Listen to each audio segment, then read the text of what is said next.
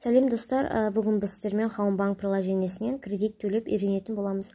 Ол үшін Play Marketке ашып, поиске Homebank деп жазамыз. Мына жерде бізде ең астыңғы жағында Homebank приложениесі шықты.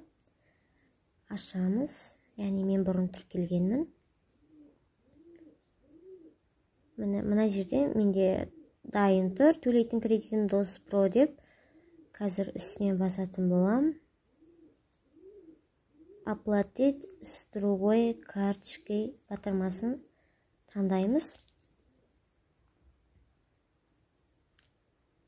Енді мына жерде с карты, яғни бізге өзіміздің төлейтін картамызды таңдауымыз керек.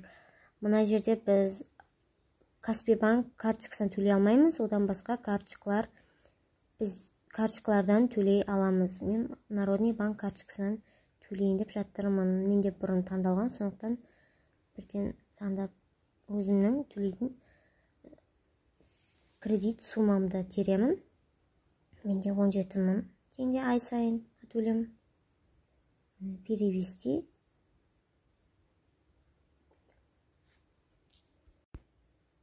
Подтвердить батырмасын басамыз. Міне бізде осылай шығады, ары қарай продолжить. Міне осылай ай сайынға кредитті үйден төлейтін боламыз.